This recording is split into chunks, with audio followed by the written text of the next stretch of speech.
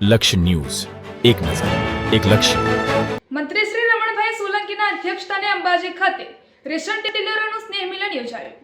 અન્ન અને નાગરિક પુરવઠા મંત્રી શ્રી રમણભાઈ સોલંકીએ અંબાજી મંદિર અને ગબ્બરના દર્શન કર્યા બાદ ગુજરાત ફેર price shop and kerosene licence holder એસોસિએશનના માર્ગદર્શન હેઠળ બનાસકાંઠા જિલ્લા ફેર પ્રાઇસ શોપ એસોસિએશન દ્વારા આયોજિત રેશન ડીલરોના અભિવાદન અને સ્નેહ મિલન કાર્યક્રમમાં ઉપસ્થિત રહી માર્ગદર્શન આપ્યું હતું. આ કાર્યક્રમની શરૂઆત પ્રાર્થના ગીત અને દીપ પ્રાગટ્ય સાથે કરવામાં આવી હતી. ત્યારબાદ કોરોના કાળ દરમિયાન તથા અન્ય કારણોસર અવસાન પામેલા રેશન ડીલર પરિવારોના આત્માની શાંતિ માટે મૌન પાળી શ્રદ્ધાંજલિ અર્પણ કરવામાં આવી હતી.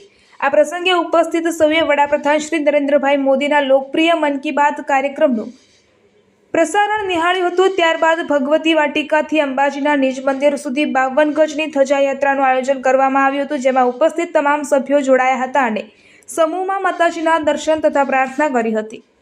મંત્રીશ્રીએ જણાવ્યું હતું કે કોરોના જેવી કપરી પરિસ્થિતિમાં જ્યારે લોકો ઘરની બહાર નીકળતા ડરતા હતા, ત્યારે સસ્તા અનાજના દુકાનદારોએ પોતાના પરવા કર્યા વગર છેવાડાના માનવી સુધી અનાજ પહોંચાડવાનું સેવા કાર્ય કર્યું હતું. આ ફરજ દરમિયાન તેમણે પોતાના જીવ ગુમાવ્યા છે. તેમના આત્માની શાંતિ માટે આજે મૌન પાળી પ્રાર્થના કરવામાં આવી છે.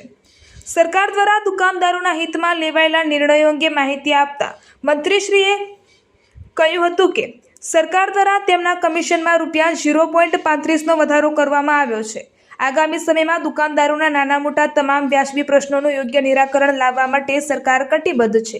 આ પ્રસંગે ગુજરાત ફેર price shop and kerosene licence holder એસોસિએશનના પ્રમુખ શ્રી પ્રહલાદભાઈ મોદી તેમજ પુરવઠા વિભાગના અધિકારીઓ અને સસ્તા અનાજના દુકાનદાર મંડળના સભ્યો ઉપસ્થિત રહ્યા હતા. રિપોર્ટર રમેશભાઈ ચૌધરી, રાહ. બસ આમ તો આજનો આ તમે જોયું છે તો પહેલો શબ્દ જ આભાર અભિવાદનનો છે. એટલે ગુજરાત સરકાર દ્વારા તાજેતરના બજેટમાં તમામ સસ્તા અનાજની દુકાનદારોને જે મળતા કમિશનમાં 23%થી પણ વધારે જ્યારે વધારો કર્યો હોય અને એનાથી બધા પરિવારજનો ખુશ હોય, ત્યારે એમના અભિવાદનના કાર્યક્રમમાં આજે ઉપસ્થિત રહેવાનો અવસર મળ્યો છે. વિશેષ કરીને દુકાનદારોને અમે એક સરકારના એક પરિવારજન તરીકે ઓળખીએ છીએ, કારણ કે સરકારની તમામ ગરીબલક્ષી યોજનાઓ એમના થકી ગરીબ સુધી પહોંચે છે. એટલે એ પણ એક અમારો પરિવાર જ છે. એટલે એમના પરિવારના કાર્યક્રમમાં જ્યારે અહીંયા ઉપસ્થિત રહેવાનું છે ત્યારે મને વિશેષ આનંદ પણ છે.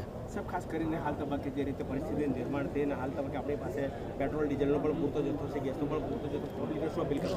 બસ આમ તો વારંવાર સરકારના પ્રવક્તા દ્વારા અને સરકારના અધિકારીઓ દ્વારા ખાસ વિનંતી કરવામાં આવે છે કે જ્યારે યુદ્ધ જેવી પરિસ્થિતિ છે ત્યારે આજે મન કી બાતમાં પણ તમે જોયું કે આદરણીય વડાપ્રધાન મોદી સાહેબે પણ આ વાત કરી છે કે આપણે આવા સમયની અંદર સંયમતાપૂર્વક ખોટી અફવાથી પ્રેરાઈએ નહીં.